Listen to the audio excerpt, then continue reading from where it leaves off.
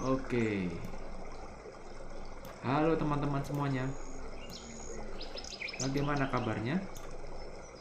Oke, oke. Kita bertemu kembali di video saya. Kali ini saya akan membahas tentang stock market. Oke, kita sedikit-sedikit belajar tentang financial education. Ya, karena dengan adanya dampak dari corona ini, tentu saja sektor finansial pasti akan terdampak, siapapun Anda, apapun profesi Anda. Betul? Jadi karena ada corona ini membuat kita terpaksa harus melakukan lockdown, social distancing, sehingga Anda sekarang harus berada di rumah. Anda tidak bisa bekerja lagi. Kalau seperti saya yang ada di sini, seperti itu keadaannya. Jadi sampai sekarang pun di New York sudah masuk minggu yang keempat kita di lockdown. Tapi syukur hari ini sudah mulai agak penurunan, sudah mulai ada penurunan pasien corona, dan diperkirakan akan terus menurun. Semoga terjadi seperti itu. Dan saya juga berharap semoga juga di Indonesia tidak sampai terjadi seperti apa yang saya alami di Amerika. Nah, tapi poinnya adalah kita tidak membahas tentang corona itu, tapi poinnya adalah bagaimana kita bisa memanfaatkan kesempatan. Jadi kalau kita berbicara tentang corona ini, bahas tentang penyebabnya siapa yang membuat ini, konspirasinya apa, Illuminati dan segala macam, Anda bisa cari di video yang lainnya, dan saya yakin Anda sendiri juga sudah kenyang lah dengan seperti itu. Oke, nah sekarang apa yang bisa kita lakukan dengan corona ini? Ada kesempatan apa yang bisa kita lakukan dengan kejadian corona ini? Lah, itu yang lebih powerful, lebih berguna daripada cuma sekedar kita membahas hal-hal negatif akibat dari corona. Oke, ya memang benar semua orang pasti terdampak, siapapun Anda. Semua orang juga semua negara, bukan cuma semua orang, tapi semua negara pun juga menghadapi permasalahan yang sama, yaitu kita menghadapi ketakutan yang sama akibat perlambatan ekonomi. Oke, mari kita lihat sekarang. Kalau Anda pemain stock market, ya Anda mungkin bertanya-tanya, saya yakin Indonesia juga sama, stock market naik, ya. Perhatikan di sini hari ini, ya kenapa saya buat video ini? Karena hari ini tanggal 6 April di sini di New York, bursa Dow Jones baru saja ditutup kurang lebih 3 jam yang lalu. Dan seperti yang Anda lihat di sini, Dow Jones hari ini sensasional sekali, naik 1627 atau naik 7,73%. Bagi Anda yang tidak pernah main saham, ya, mungkin Anda tidak mengetahui seberapa besar kenaikan 7% ini bagi indeks, ya. Jadi ini adalah indeks saham.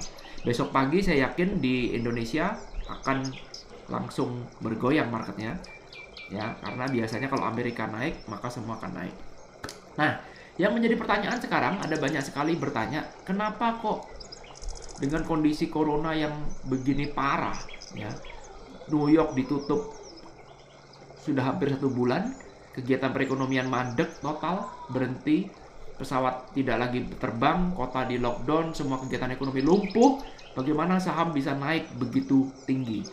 Nah, itu adalah pertanyaan yang membingungkan, dan seringkali ini juga membingungkan para pelaku pasar, ya, para pemula yang mereka berpikir bahwa market akan terus crash. Sekali lagi, bisa iya, bisa enggak ada yang tahu apakah kenaikan ini adalah kenaikan yang signifikan, bisa berubah menjadi bull trend atau enggak. Nggak ada yang tahu, ya, nggak ada yang tahu, bisa iya, bisa enggak. Tapi saya ingin membahas secara teori ekonominya dulu, ya. Jadi kita bisa memprediksi segala sesuatu berdasarkan teori ekonomi yang berlaku, karena ekonomi itu adalah suatu sistem, ya, dimana sistem itu kalau kita tahu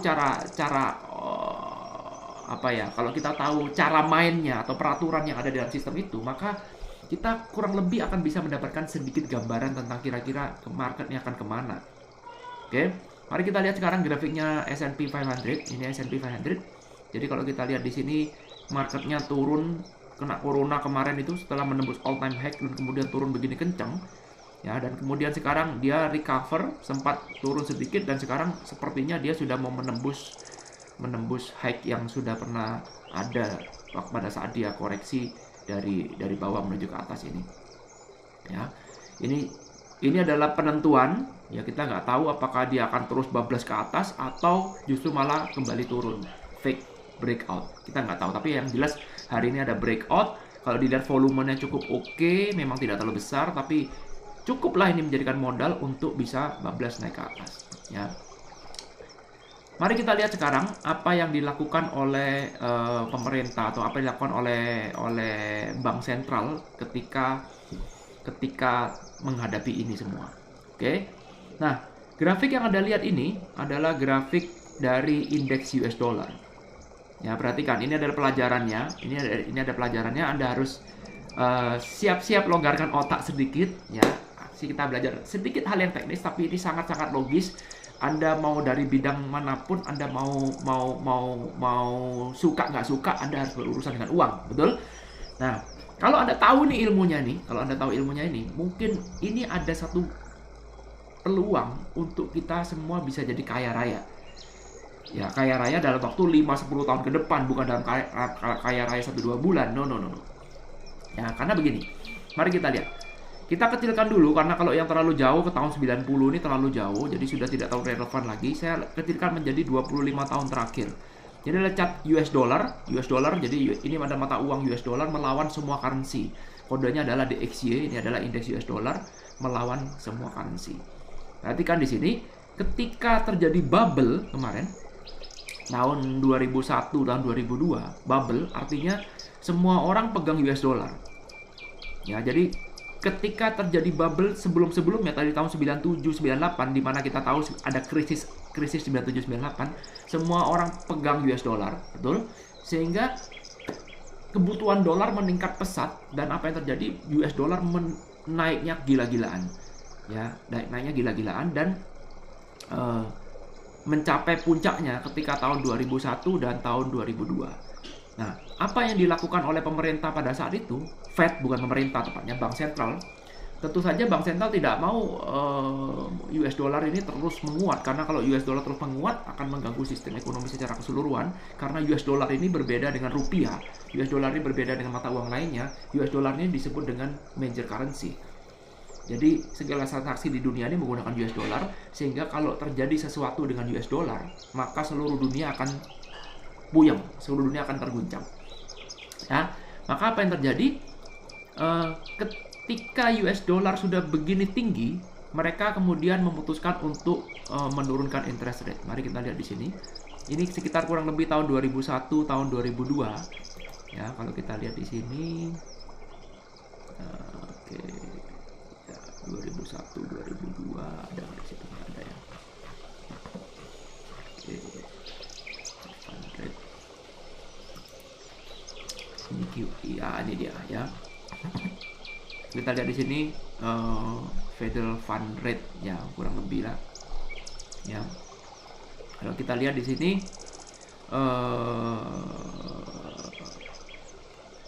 yang warnanya kuning ini ya, yang warnanya kuning ini berarti dia sebut sebagai easing. Nanti apa artinya easing akan saya jelaskan. Kalau N ini berarti netral, kalau biru ini berarti tightening. Tightening berarti sudah mulai ketat ya. Kalau yang ini ada intermittent action, itu kita nggak terlalu penting. Yang penting sebenarnya adalah easing, neutral dan tightening. Oke.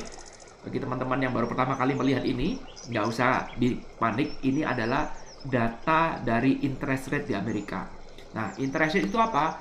Interest rate itu adalah bunga acuan yang digunakan oleh bank sentral untuk menentukan pinjaman dan tabungannya. Jadi ada pinjaman, ada tabungan. Jadi ada patokan rate-nya. Dan naik turunnya itu ditentukan oleh bank sentral.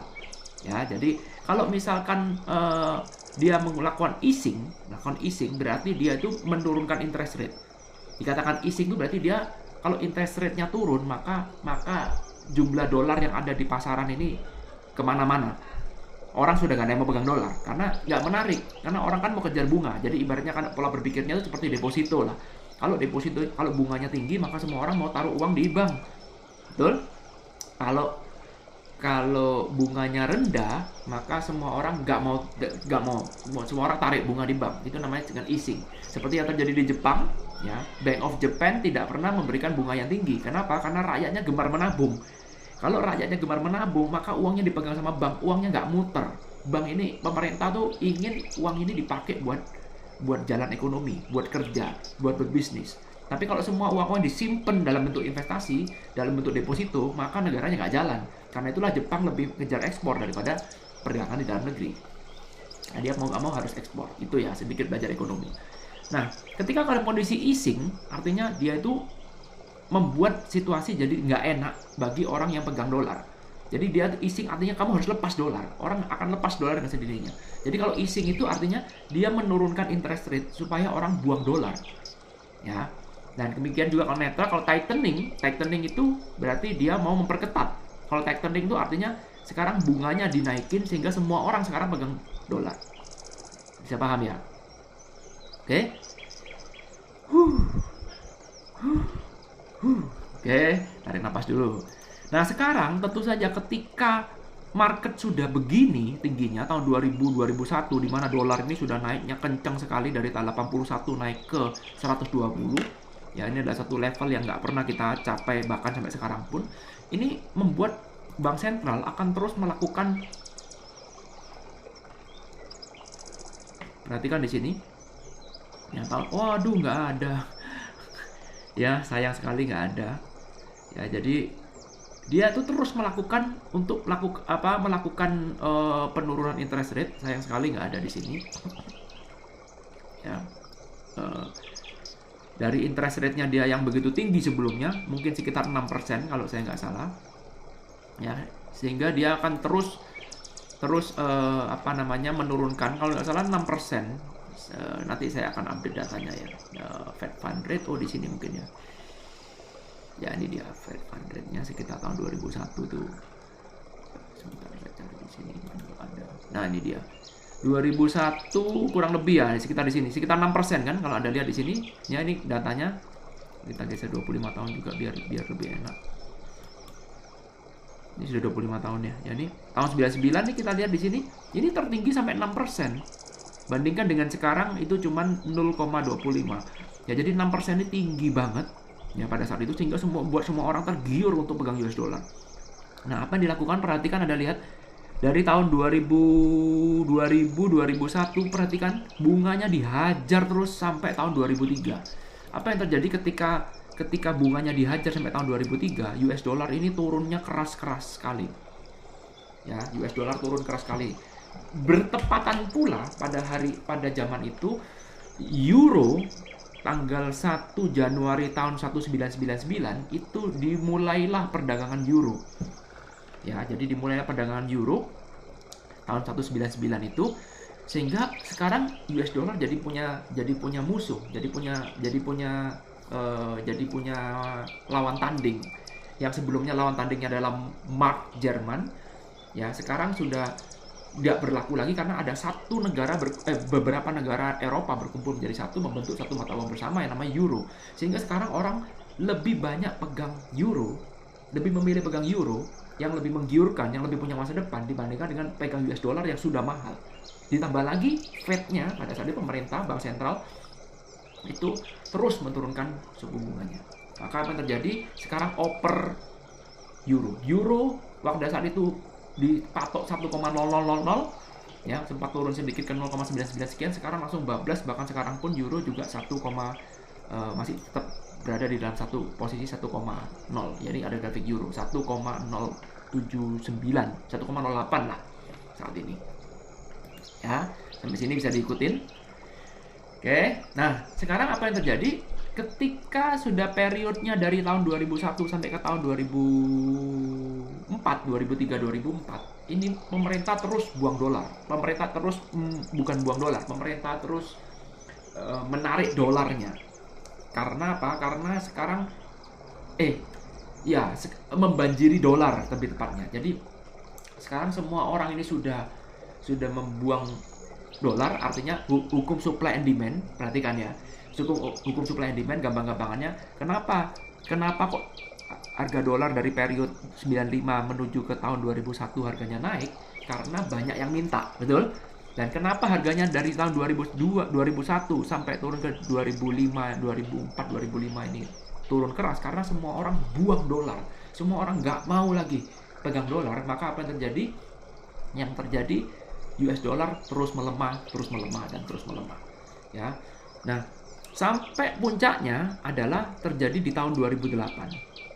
Ya, perhatikan, puncaknya terjadi di tahun 2008 di mana dolar pada saat itu interest rate-nya sudah paling mentok, paling rendah, yaitu 0,25. Begitu ke 2008, ya sempat naik turun, dan kemudian kita pergi ke 2008, ya di sini 2008 langsung turun ke 0,5. Ya, ketika terjadi krisis Agustus tahun 2008, ya kemudian di sini terjadi krisis nih, emergency schedule karena adanya ekonomi yang begitu parah. Perhatikan di situ. Ya, ini dari Wikipedia, nggak ada rahasia apapun di sini. Karena ada pelemahan ekonomi yang parah, maka dibikinlah suatu emergency unschedule. Ya, sehingga sekarang rate-nya tinggal 1,75, bahkan ini diteruskan turun sampai 0,75. Di sini. Ini terendahnya. 0,5, sorry. 0,5. Jadi prakteknya adalah 0,0 sampai 0,25. Ya, jadi ini range realnya 00 sampai 0,25. Ngomong-ngomong, saya lompat dulu. 00 dan 0,25 ini adalah rate yang berlaku sekarang. Karena apa? Kembali lagi ada emergency unschedule karena coronavirus. Wow. Oke. Sekarang mari kita lihat. Ya. Mari kita lihat. Nah, saya akan buat penjelasan ini sesederhana mungkin supaya Anda orang awam bisa memahami pola pikir yang hendak saya sampaikan. Mari kita lihat sekarang dari tahun 2002 sampai ke 2008, ketika US dollar ini dibuang, ya, ketika US dollar ini melemah, ya, gila-gilaan, ketika semua orang sudah buang US dollar, maka apa yang terjadi? Ini juga membuat bank sentral lain di negara lain pun melakukan hal yang kurang lebih sama, yaitu melemahkan mata uangnya masing-masing. Jadi artinya bank sentral manapun di dunia akan menggunakan Federal Reserve, Bank Sentral Amerika, sebagai acuannya. Jadi ketika Bank Sentral Amerika melakukan easing, maka apa yang terjadi? Yang terjadi bank sentral lain pun juga melakukan yang sama. Maka apa yang terjadi? Yang terjadi ekonomi jalan.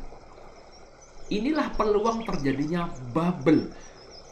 Disitulah mau peluang terjadinya bubble. Ketika apa? Ketika marketnya turun keras. Apa yang bubble pada saat market 2002 menuju tahun 2008? Market ada banyak kan? Instrumen semua ada banyak. Apa yang terjadi bubble ketika ekonomi lagi easing? Jadi ketika semua orang nolak dolar, ketika pemerintah terus cetak dolar, maka apa yang terjadi? Yang terjadi adalah bubble. Bubble di sektor yang mana? Kalau Anda lihat tahun 2008, sektor mana yang terjadi bubble? Properti, betul sekali, real estate, properti. Kenapa real estate menjadi bubble? Karena kredit menjadi mudah, kredit menjadi murah, dan uang berceceran di jalan. Dicatat. Ya. Jadi ketika semua orang lagi membuang dolar, maka yang terjadi adalah uang ini berceceran di jalan. Dolar yang tadinya diburu banyak orang, sekarang semua orang tidak mau pegang dolar. Dolar jadi berserakan, dan tanda kutip ya, berserakan di mana-mana. Ditambah lagi ketika ekonomi lagi krisis, pemerintah melakukan QE. QE itu adalah quantitative easing. Istilah gampangnya, nyetak duit baru, betul? Supaya apa? Supaya membantu perekonomian. Jadi dipinjemi dana talangan yang namanya bailout.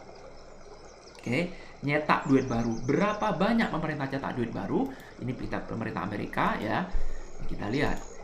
Oke, talk with data. Kita lihat, nggak ngayal-ngayal, bukan katanya-katanya. Mari kita lihat quantitative easing yang pertama, ya resepnya bagus sekali. 2008 ketika terjadi krisis finansial, ketika semua perbankan di Amerika merasa tergoncang, ya bukan merasa lagi, sudah tergoncang akibat kredit rumah yang hancur-hancuran, ya karena bubble-nya itu tadi. Maka apa yang terjadi? Pemerintah melakukan quantitative easing yang pertama. Berapa jumlahnya? 600 billion. Jadi pemerintah cetak duit baru 600 billion. Oke. Pertanyaannya, Pak, bagaimana caranya menyalurkan 600 billion itu ke masyarakat? Itu pertanyaan harus kita jawab di kelas. Ya, karena banyak hal yang teknis. Itulah gunanya belajar finansial kan? Kelas finansial. Kemudian mari kita lanjut. Sekarang kita lihat lagi, ada lagi quantitative easing yang kedua. Jadi paket bailout lagi, 600 billion lagi. Berapa jumlahnya? Ya, 1,2 triliun, betul? 600 miliar tambah 600 miliar berarti 1,2 triliun. Kemudian ada lagi quantitative easing yang ketiga, jumlahnya nggak seberapa besar, cuma 40 billion. Berarti total semuanya ada 1,240 triliun. Oke? 1,2. Artinya apa? Pemerintah buang dolar, dia sebarkan itu ke masyarakat. Akibatnya sekarang dolar makin berlimpah. Ketika dolar makin berlimpah, apa yang terjadi? Yang terjadi adalah inflasi. Kalau inflasi terjadi berarti cari uang gampang, betul? Ya, itu poinnya. Berarti cari uang gampang bagi yang tahu. Pertanyaan saya sekarang, perhatikan di sini, ketika US dollar turun keras seperti ini dari tahun 2002 ke tahun 2008, ada berapa banyak orang yang menjadi OKB, orang kaya baru, kalau timingnya pas. Ya, jadi orang-orang yang menjadi orang kaya baru ini kebanyakan adalah mereka yang bermain di sektor finansial dan kemudian stock market, di sektor teknologi pada saat itu, yes, kan, tapi teknologi di sini lebih bubble, ya tidak terlalu lah stock market, ya gitu-gitu aja, masih kalah income-nya dengan orang yang main real estate. Ya, orang yang main real estate akan jadi orang kaya, tajir, banyak pemain baru, kreditnya mudah, Anda bikin real estate baru, Anda bikin perumahan baru, Anda bangun rumah, apapun berkaitan dengan real estate, Anda bisa jadi orang kaya baru, asal timingnya pas, bukan tepat kena 2008. Karena begitu kena 2008, terjadilah bubble. Kenapa terjadi bubble? Karena terlalu gampang, ya terlalu gampang cari uang, sehingga terjadilah bubble. Harga akan naik terus. Karena harga berapapun dibeli, harga akan naik terus. Akhirnya suatu saat tertentu mentok, kreditnya nggak bisa bayar semua, boom, terjadi bubble. Jadi pahami? Ya.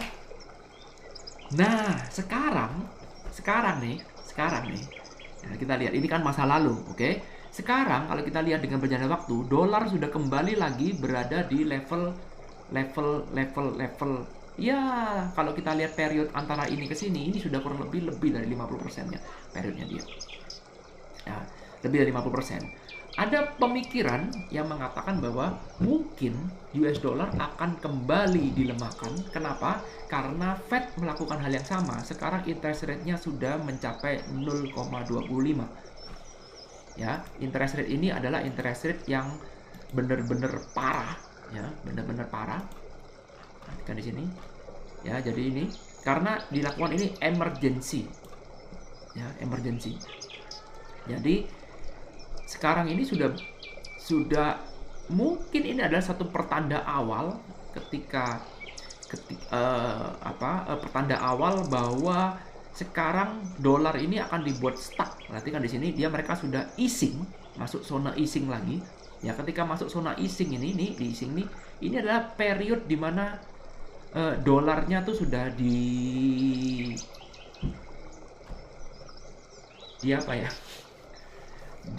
dibuang lah. Jadi tinggal bagaimana masyarakat ini bisa menangkap itu. Nah, gitu poinnya. Jadi kalau kita tahu cara menangkap itu, ya, tidak mesti harus main real estate, Anda juga bisa memainkan stock market. Ya. Kalau kita tahu cara memainkan itu, kita tahu cara menangkap dolar itu, maka apa yang terjadi? Bukan tidak mungkin kita bisa menjadi OKB baru, orang kaya baru. Bener? Nah, ini menjawab pertanyaan dari beberapa teman-teman yang bertanya, kenapa kok stock market sekarang justru malah naik di tengah corona? Kenapa begitu?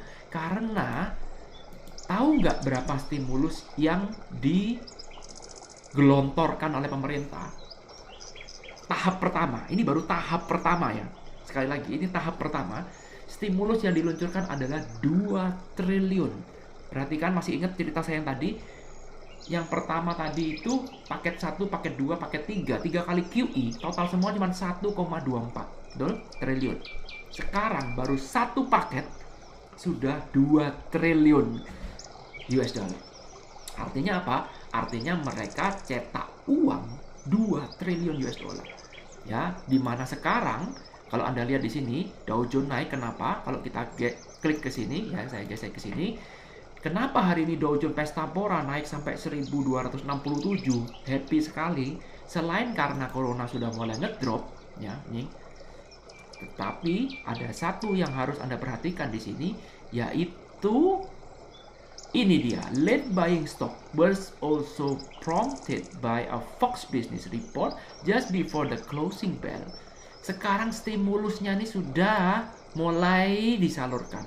Sudah mulai ready, 1,5 triliun. Berarti sudah lebih dari separuh. Ya, berarti harapan sekarang toko-toko yang sepi sudah dikasih dana talangan segera muncul dalam waktu dekat. Ya, itulah yang terjadi. Karena ini mendengar berita seperti ini, maka saham-saham seperti RCL, kalau Anda tahu Royal Caribbean, ini sahamnya sangat-sangat hancur karena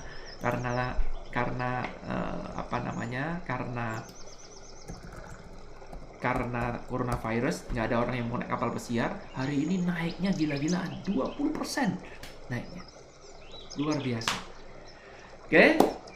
Ya, jadi itu yang bisa saya sampaikan di kelas ini. Memang saya buat singkat cuma 30 menit, tapi semoga ini bisa membuka pemikiran Anda. Artinya apa? Artinya sebentar lagi kita akan kebanjiran dolar. Ya. Apa artinya kebanjiran dolar? Artinya sekarang cari uang akan lebih gampang. Perhatikan, kalau Anda tahu rule-nya. Ya, kalau Anda tahu rule-nya. Saya yakin nggak perlu saya jelaskan lagi lebih dalam. Di dalam video ini sudah jelas sekali bagaimana kita bisa belajar dari kejadian dari periode ini ke ini, betul? Dimana cari pinjaman mudah, pinjaman sangat murah sekarang. Jadi kalau Anda sekarang tidak berhutang, rugi. Jadi kalau Anda tidak menggunakan leverage, rugi. Tapi kalau menggunakan leverage tidak punya skill, Anda siap-siap mati. Betul? Kalau Anda gunakan leverage itu hanya untuk foya-foya, hanya untuk happy-happy, untuk menikmati hedoisme sama pansos, ya siap-siap mati. Ya, perhatikan. Ini adalah prediksi saya, ini adalah analisa saya, bisa salah, bisa salah juga, bukan berarti pasti benar. Saya memprediksi kira-kira yang terjadi kemudian adalah ini yang terjadi kemudian. Jadi saya memprediksi dalam 5-10 tahun ke depan, mungkin ya periodnya antara 5-10 tahun ke depan, mungkin US dollar ini akan sengaja dibuat lemah karena untuk mengembalikan dana talangan 2 triliun itu nggak mungkin dalam waktu singkat.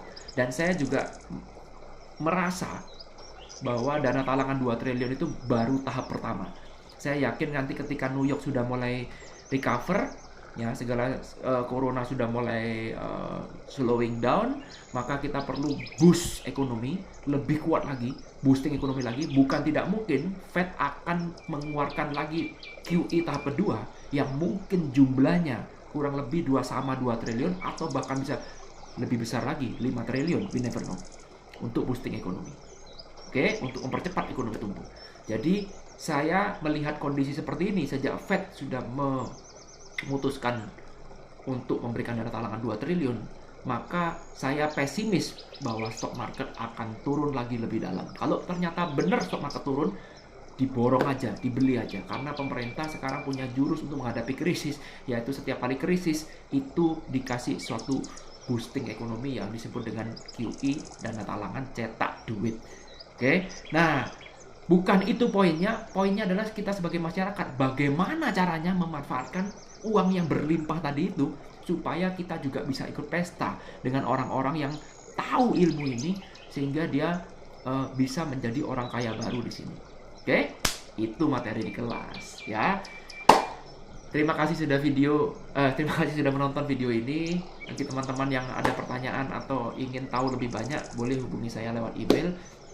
Intinya adalah suka nggak suka, siap nggak siap, inilah keadaan kita saat ini. Tetap berpikir positif, di tengah krisis pasti ada kesempatan. Dan kalau kita tahu bagaimana cara memanfaatkan kesempatan itu, bukan tidak mungkin kita akan menjadi the next rich people. Ya, ini ada satu momen, karena kalau nggak ada krisis, kita nggak akan bisa mencapai peluang seperti ini. Oke? Stay healthy, tetaplah sehat, tetap di rumah, jangan terpengaruh banyak berita negatif, tetap jaga pikiran, dan tetap semangat. Oke? Sampai ketemu di video seminar berikutnya. Thank you.